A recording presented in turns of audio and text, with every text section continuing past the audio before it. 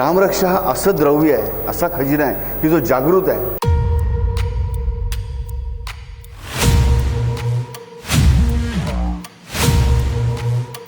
नुसतं रामनाम श्रेष्ठ आहेच, पण राम नाम हे जे सोनं आहे त्याचा घडवलेला प्रचंड मोठा खजिना म्हणजे रामरक्षा स्तोत्र.